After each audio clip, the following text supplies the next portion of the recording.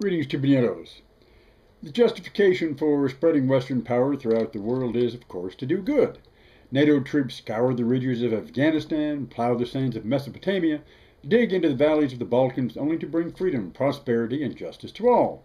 We're told we'd be better off to get used to it because, in the words of Margaret Thatcher, there is no alternative. The so-called Tina Doctrine, which she was so fond of pulling out of her purse and whacking over the head of the British public. Of course, you don't expect she came up with that phrase all by herself, did you? She swiped it from Herbert Spencer, the 19th century British philosopher who popularized Darwin's social biology. It was Spencer, not Darwin, who also coined the concept survival of the fittest in 1864. By this term, he meant that human society must allow its weakest links to break off and die to further the chain of human development. Spencer's utilitarian standard of ultimate value, the greatest happiness of the greatest number, is also the basis of modern libertarianism, as well as its economic offshoots in the theories of Hayek and von Mises. To Spencer, the culmination of the evolutionary process means the maximization of utility. In the perfect society, individuals would not only derive pleasure from doing good, positive beneficence, but would aim to avoid inflicting pain on others, negative beneficence. They would also instinctively respect the rights of others, leading to the universal observance of the principle of justice, that each person had the right to a maximum amount of liberty that was compatible with a like liberty in others. Liberty being interpreted as the absence of coercion and closely connected to the right to private property. Spencer termed this code of conduct absolute ethics, which provided a scientifically grounded moral system that could substitute for the supernaturally based ethical systems of the past. However, he recognized that our inherited moral order doesn't currently permit us to behave in full accord with the code of absolute ethics, and for this reason we need a code of relative ethics, which takes into account our present imperfections, or as Marx would have put it, the transitional phase between present reality and the final phase of humanity. Although there is a strong humanism in this philosophy, it's hard to square with the mandates of social Darwinism's survival of the fittest doctrine that he espoused. We'll get to that in a couple of minutes. What seems to tie it all up is that Spencer's philosophy is at heart conservative, that sees society progressing from an already established basis, private property, rather than searching for new bases.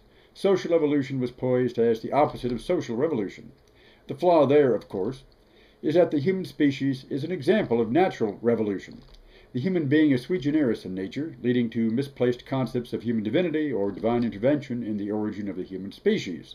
To Spencer, the great naturalist, in spite of the evidence in the natural world looking him in the mirror every day, there is no revolution in nature.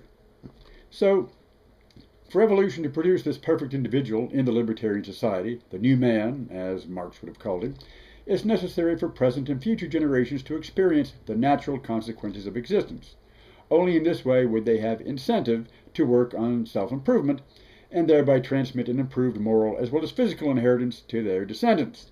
So anything that interferes with the natural relationship of conduct and consequence is to be resisted.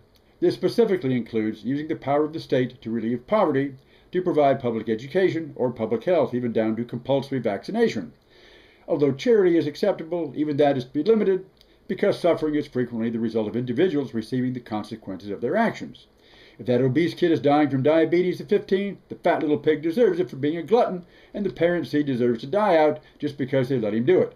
This punishment does not, of course, extend to the junk food maker and the advertising agencies that conned the tubble into consuming addictive foodstuffs and suppressed all evidence of its products' bad effects. That would be interfering with the right of trade and thus coercion.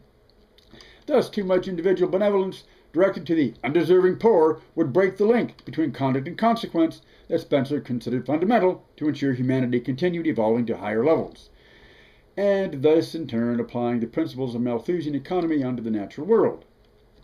Such 19th century rationalizations for class rule and war were finally discredited after World War II, when Germany took them to their final economic, social, and political conclusion under Hitler.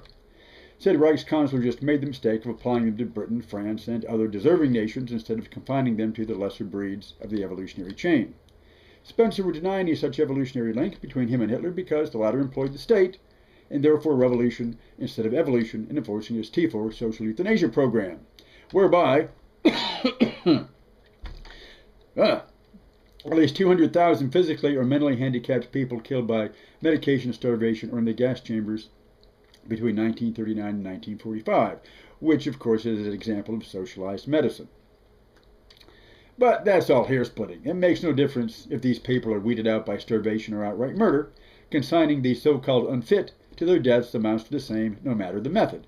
The Nazis, in fact, thought they were being humane in depriving human life unworthy of the title from a continued existence of pain and despair, and gas, like the guillotine, was considered a more evolved way of enforcing nature's judgment. So, is this your roundabout way of calling Margaret Thatcher a Nazi? This is my way of saying that modern neoliberalism in economics and libertarianism in social philosophy is rooted in the same soil of power and privilege. That when Thatcher or Reagan, Uncle Milty Friedman, or Paul Ryan, with his 4-year plan, tells you there is no alternative to the rule of the West, meaning the free market and the force of NATO to protect it, that these are as irresistible as nature itself, they are projecting a totalitarian philosophy around the globe as destructive as anything those classic tyrants of the 20th century could have wished for. In this regard, Chancellor Angela Merkel is only continuing the work of her predecessor across Europe. Except, as in keeping with the philosophy of Herbert Spencer, they must starve for the good of humanity and their own good, rather than just putting them directly out of their imposed misery. Uh-oh. Who's this on the YouTube line? Hello. Lady Maggie, I had a feeling it'd be you. You want to tell our viewers that you're glad someone has grasped your torch and is applying it to Western civilization. You mean your fellow Frau, Chancellor Angela Merkel, pulling Tina and keeping the barbarian nations at bay. Yeah, she's rocking in the Reichstag, all right. So what if they don't call it that anymore? What's that? We're in a global lifeboat now, and whoever rocks that will get thrown off to the sharks to save those who deserve to survive. Spoken like Sir Neville Chamberlain, you're still the old Tory battle axe, Maggie. And it's still the Reichstag.